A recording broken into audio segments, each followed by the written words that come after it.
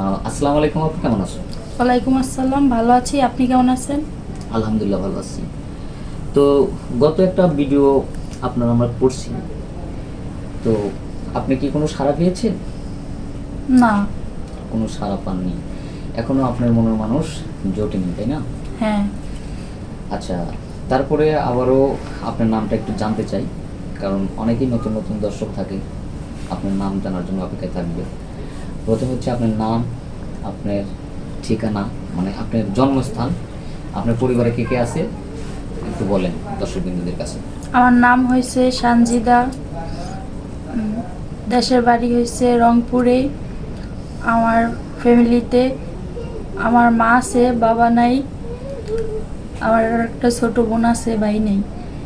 তো আপনি তো এখানে আসছেন মূলত যেহেতু আপনার বাবা নাই, খুবই দারিদ্রতার মাঝে বড় হয়েছে, তো একজন ভালো মনের মানুষ মানে চাচ্ছেন।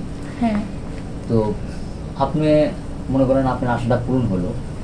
আচ্ছা, তারপরেও একটা প্রশ্ন কিন্তু থেকে যায়, সেটা হচ্ছে আপনি যৌথ ফ্যামিলি চান না সিঙ্গেল ফ্যামিলি আপনার কাছে প্রিয়, মানে কোনটা ভালো লাগে? Single family. Single family. Single family মানে শ্বশুর শাশুড়ি থাকবে না, শুধু স্বামী আর আপনি থাকবেন, এটা আপনার ভালো লাগে? না। সিঙ্গেল বলতে তো এটাই বোঝায়।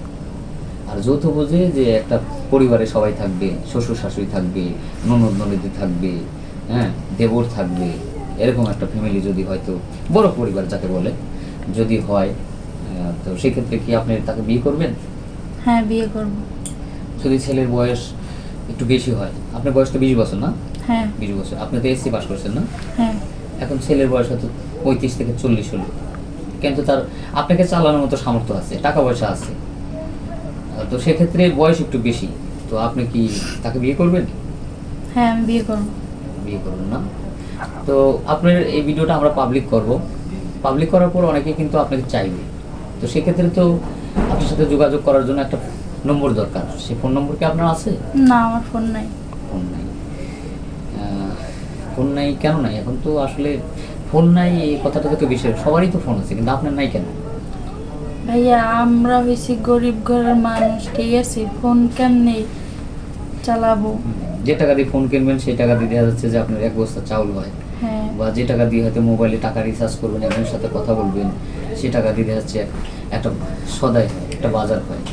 হ্যাঁ। তো এইসব চিন্তা করেই হয়তো ফোনটা ইউজ করেন না, তাই তো? হ্যাঁ। তো যাই হোক, আমরা আর প্রশ্ন বাড়াবো না।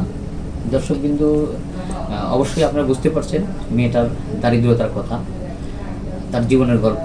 আসলে 2-1 মিনিটে তো জীবনের গল্প শেষ করা যায় না, তার জীবনের অনেকগুলি গল্প থেকে যায়, কারণ 20টা বছর পেরিয়ে এসেছে। এই 20 বছরের গল্প তো 2-1 মিনিটে শেষ করা যায় না। পরবর্তীতে অনুষ্ঠানে আমরা আশা করি শুনবো। তো সেই সাথে সবার কাছ থেকে আমি বিদায় নিচ্ছি আমার আপু। আপনারা সবাই ভালো থাকবেন, সুস্থ থাকবেন, আল্লাহ হাফেজ। আর একটা কথা হচ্ছে, মেয়েটার কোনো পার্সোনাল ফোন নাম্বার নাই, মেয়েটার সাথে যোগাযোগ করতে হলে আমাদের সাথে যোগাযোগ করতে হবে। আর আমাদের হচ্ছে ফোন নাম্বারটা স্ক্রিনে দেওয়া থাকবে, কেউ অযথা ভিডিও কল দিবেন না।